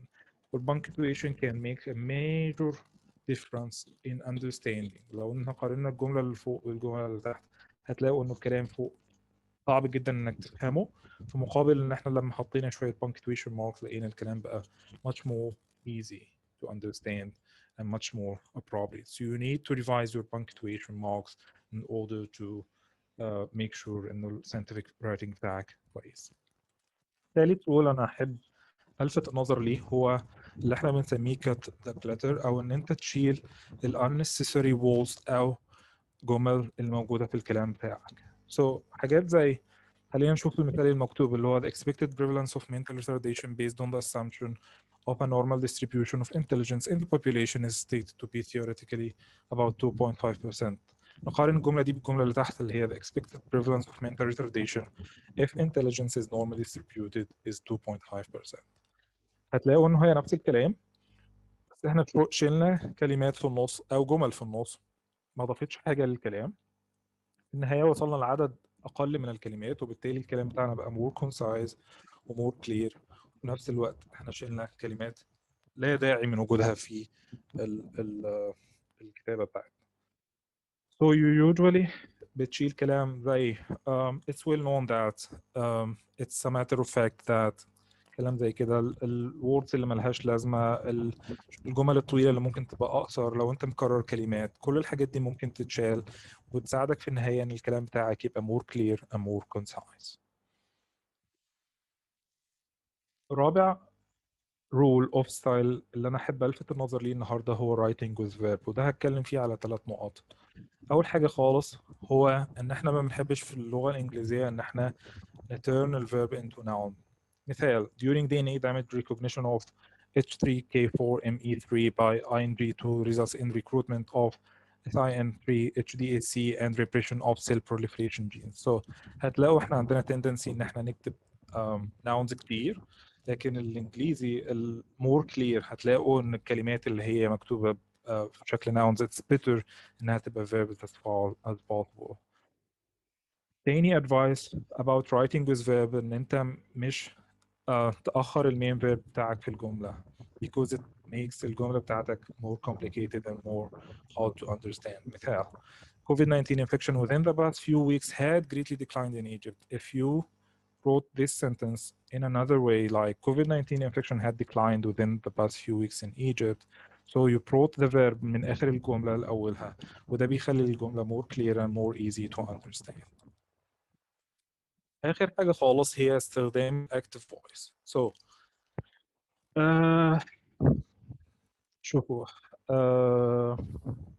هيقولوا لكم إنه الناس الكلام بيتشرح بهذا الشكل، إنه والله زمان كان الناس بتحب الباسيف فويس، تمام، ولكن recommendations كلها دلوقتي إن إحنا نستخدم الactive voice، لأنه في evidence يا جماعة إن استخدام الactive voice بيخلي الكلام more clear, more easy to understand. مثال the patient who was admitted to the clinic after running a marathon held in honor of those who died from prostate cancer was later diagnosed as having pancreatic cancer.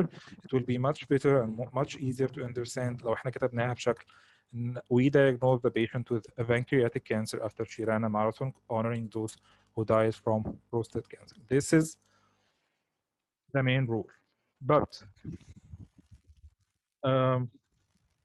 keep in mind that it's fine to use passive voice لأن في ناس بتوصلها المسج دي بشكل غلط. Usually إن الكتابة بتاعتك المفروض تبقى variable، يعني عندك جمل طويلة وجمل قصيرة، عندك active voice and passive voice. الأصل في الكتابة بتاعتك إن أنت تستخدم active voice, but there are situations that passive voice is allowed or even preferred than active voice.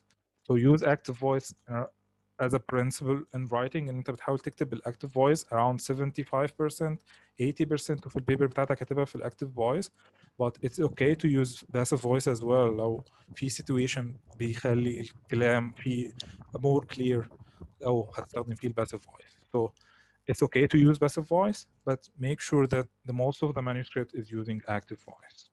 الactive voice طبعا more preferred. آخر rule I'd recommend to take care of is using parallel construction. So مثال, aluminum is most quickly removed using a nitric and hydrochloric acid etching solution, while sulfuric acid and hydrogen peroxide solution remove photoresist. So لو قرينا الجملة هي إلى حد ما مفهومة، لكن it will be much more better and easier to understand لو احنا هنخليها built using a parallel construction. So aluminum is most quickly removed using a nitric and hydrochloric acid etching solution, while photoresist is removed using a sulfuric acid and hydrogen peroxide solution. So لو انت خليتها parallel, so aluminum قصاد photoresist removed قصاد removed, and using XYZ قصاد using XYZ هتبقى much easier to understand and much clearer. So these are the 5 rules I mentioned today. You need to revise your grammar, you need to revise your punctuation, you need to cut the clutter and remove any unnecessary vowels or sentences, you need to take care while writing with verbs, and you need to use parallel construction. What happens next? خلينا نشوف الفيديو ده.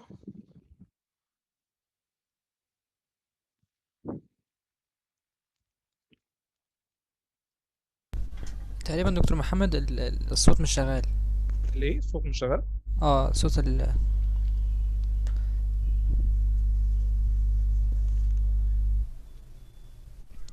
تقريبا حاجة في إعدادات الزوم. of a hard copy, which أيوة is كده then تمام، بدأ اشتغل. شكرا.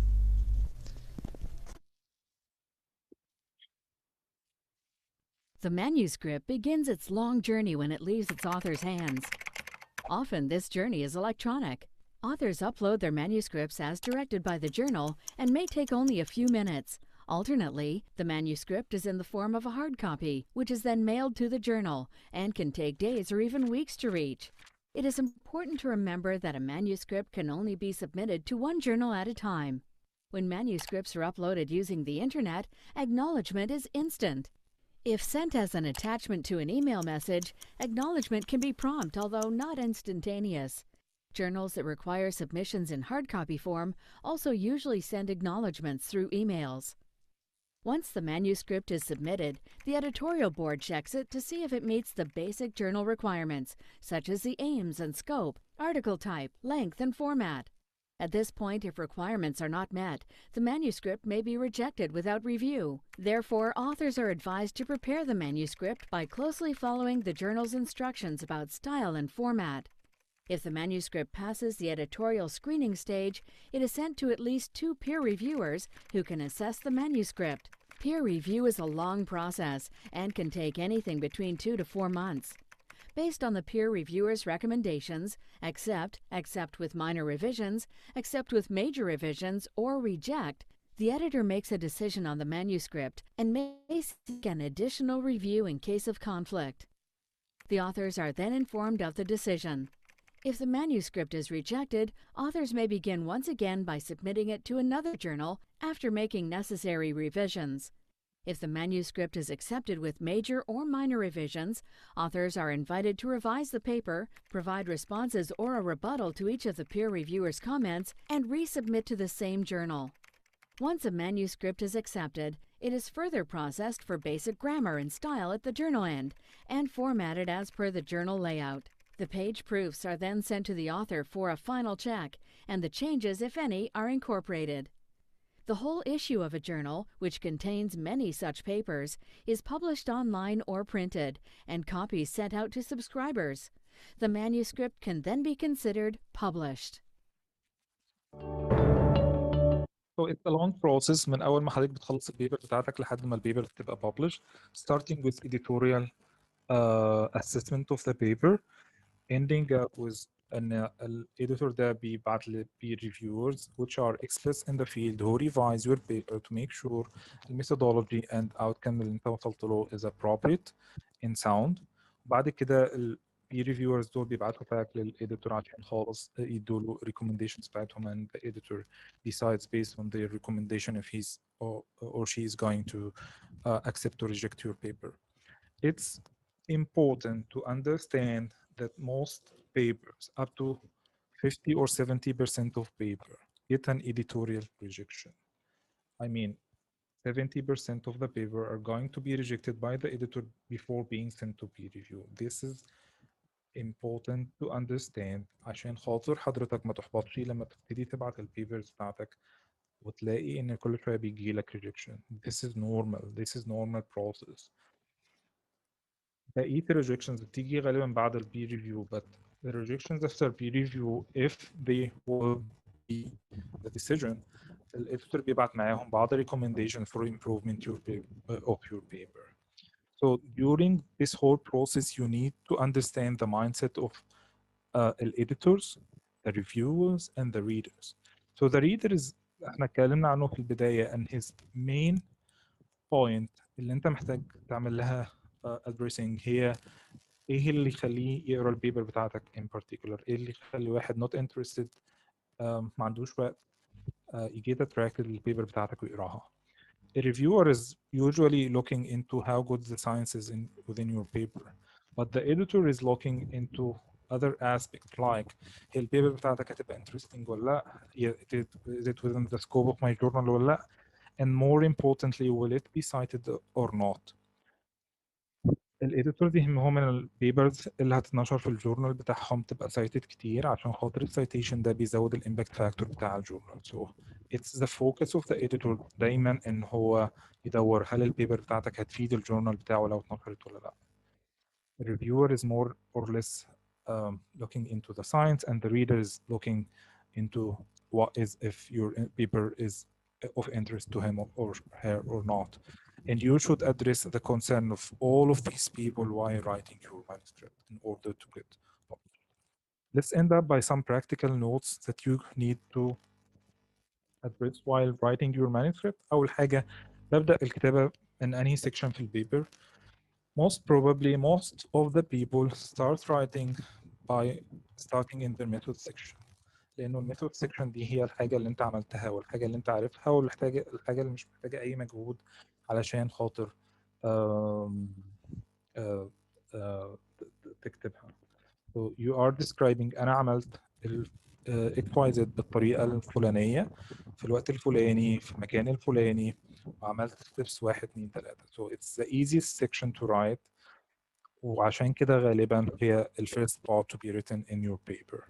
Next you غالبا بتكتب ال result section followed by the introduction and discussion and ending with the title and abstract. So the title and abstract صحيح هم موجودين في أول البيبر لكنهم آخر جزء بيتكتب في البيبر لأنهم summarize the whole idea covered in your paper. So where should I start? In the method section. تمشي بعد كده in a simple sequence لحد ما تخلص البيبر بتاعتك. تبدأ كتابة امتى؟ في ناس بتقول لك والله even if when you are doing your experiments start writing your method section عشان ما تنساش حاجة من الكلام اللي انت عملته. But overall you usually start after completing your project. You can write down the introduction and the method section before you start. خصوصا ان غالبا انت كتبتهم مرة في البروتوكول. But for the result and discussion section you will need to complete your project before you write down them. نصيحة مهمة إن أنت تحاول لما تقرأ كتير to develop your vocabulary bank. I personally have a Word file where I copy and paste أي كلمات بحس إنها بتخلي الجمل بتاعتي شكلها أفضل أو الستايل بتاعها موجود بشكل أفضل. So whenever you are reading a manuscript and you find out إنه الauthors كاتبينها بشكل كويس حاول تستفيد من البيبر دي و develop your own vocabulary bank عشان تقدر تستخدمه بعد كده. You need to master writing skills. You need احنا اتكلمنا كتير على good command of English وان انت محتاج ان انت improve الجرامر بتاعك بس لو انت ناوي ان انت تكمل في كده scientific writing او science in general you need to have good command of English. لو انت مستواك في الانجليزي ضعيف حاول تحسنه بشكل ما تاخد كورسز في الانجليزي تاخد تشوف حاجات اونلاين whatever بس في النهايه مش مطلوب ان الانجليش بتاعك يبقى بيرفكت مفيش حد فينا هيبقى الانجليش بتاعه بيرفكت at least يبقى انت عندك الجود كوماند اوف انجلش تمكنك انك تكتب بشكل كويس. You need to also master word processing software skills. So whatever you are using which is most probably هيبقى الوورد you need to understand انت بتستخدم الوورد ده ازاي وايه التفاصيل اللي تقدر تساعدك خلال الكتابة باستخدام الوورد.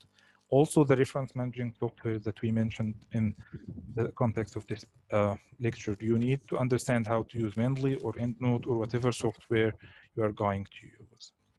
One advice that most of us do while writing manuscript هي ان انت تديسوشيت شويه من الكتابه بتاعتك، لانه المشكله ان انت لما بتبتدي تندمج في الكتابه بتحس ان مفيش حاجه تاني محتاجه تتعدل، لكن عشان تقدر تعدل في البيبر بتاعتك وتقدر تديسكفر البوينتس ديفكت يو نيد ان انت تديسوشيت شويه من البيبر بتاعتك. في بعض التريكس تعمل حاجه زي كده، في ناس بتستخدم ديفرنت فونت، تغير الفونت، وبالتالي تحس ان المايند بتاعها بيبتدي يتعامل مع دي على انها بيبر جديده. بس two key tricks that I personally use هو ان انت تبرنت الدرافت بتاعتك وتقراها من بيبر instead of ان انت عمال تقراها على الكمبيوتر. Another trick is that you take few days off the manuscript and then come back. والفيو دايز اللي انت تاخدهم اوف دول هيفرقوا معاك جدا في كتابه المانuscript، لان انت لما بترجع تاني بعد كام يوم بتكتشف حاجات عمرك ما كنت واخد بالك منها لما كنت بتكتب المره الاولانيه. So these are some tricks that you need to follow if you are going to write down your own manuscript. Let's end up with some golden advices, which are general advices, but they are very useful in context of scientific writing. أول حاجة خالص إنه there is no way to get experience except through experience. So my advice لأي حد interested إنه get published إنه start a project, complete the project, إنه يبدأ يكتب paper ويتراي مرة واثنين وثلاثة لحد ما يخلي البيبر بتاعته published. This is the only way you will understand completely اي حاجه related للساينس، سواء study design، سواء اي حاجه related للريسيرش. عشان to get good experience in it you need to get experience in it. You start even لو انت مش عارف اي حاجه، ابتدي وجرب واغلط، وبعد كده تلاقي الدنيا بدات تتحسن مع الوقت. من غير كده لو قعدت تسمع محاضرات مليون مره عمرك ما هتطلع بالحاجه اللي انت عايز تطلع بيها في الاخر. The best way to get experience is to get experience through experience. تاني نصيحة هي إن أنت في ناس بتستنى تقول لك إن أنا مش في مود كويس النهاردة إن أنا أكتب البيبر أو whatever. You will never be in a perfect mood to write a scientific paper. So don't wait for inspiration لأنه مش هيجي. You need to make scientific writing a regular habit. ليه وقت معين كل يوم أو كل أسبوع أو whatever according to the time line أو السكيدول بتاعك. But don't wait for inspiration لأنه عمره ما هيجي. ثالث نصيحة هي البيشنت. زي ما قلت لكم إنه الموضوع بياخد وقت كتير، سواء في البريباريشن اوف ذا بيبر أو في الريفيجن أو في إن أنت تبعت للجورنال والجورنال يبعت لك ريجكشن، وإنه بعد الريجكشن ده تبعت للجورنال تاني و whatever you do you will need patience، لأنه من غير البيشنس أنت عمرك ما تقدر تنشر scientific paper. آخر نصيحة خالص هي نصيحة كنت قريتها من فترة، إنه done is better than perfect. إحنا كلنا عندنا مشكلة دايما إن إحنا بنبقى very concerned إن الشغل بتاعنا يبقى perfect، بس we never get it done. So done is always better than perfect. So اكتب البيبر بتاعتك حتى لو مش perfect، خلصها وبعد كده ابتدي حسن فيها. This is much better than إن أنت تستنى إن أنت توصل لل perfect situation للبيبر بتاعتك. These are some resources, very nice resources that I advise you ان انتوا ترجعوا لها لو حابين expand on scientific writing. اول حاجه فيه بعض الوركشوبس اللي بتتعمل حاليا تبع بنك المعرفه المصري بالتعاون مع Springer Nature. They are regular، بيتعملوا تقريبا بينزل بيهم جدول كل شهر. اظن ان جدول شهر 2 ongoing. These lectures are very nice, very advanced and can help you understand a lot of concepts that were not covered as part of this lecture. There is another course on Coursera, which is called Writing in Science, which is giving you a very detailed description of how to write a scientific manuscript with particular focus on the style part اللي احنا ما عملناش coverage كبير ليه خلال المحاضرة دي. وآخر حاجة خالص في a summarized lecture on YouTube that you can ترجعوا لها في أي وقت. بتتكلم على scientific writing by دكتور منى مصطفى, and I think it's a good summary of anyone who is in need إنه revise the basic principles about writing a scientific paper. As regard papers and books اللي انتم ممكن ترجعوا لها, أشهرهم هو كتاب Scientific Writing Easy when you know how. And there is a nice series of papers published in clinical chemistry journals called Guide to Scientific Writing. I think they are good. They can help you at least start the first drafting of your first paper. At the end, I think إن إحنا خلصنا الجيرني بتاعتنا. Just to revise some points that were supposed to be the ILOs for this lecture. أول حاجة, how to choose a good title. I think we covered this during the talk about title. الحاجة التالية, anatomy of scientific papers. أعتقد إن إحنا غطيناها برضه في الكلام بتاعنا. Where to start and how, common mistakes, referencing and citation, how to avoid plagiarism. These are the points اللي كانت اتبعتت لي من SRB before the lectures to cover.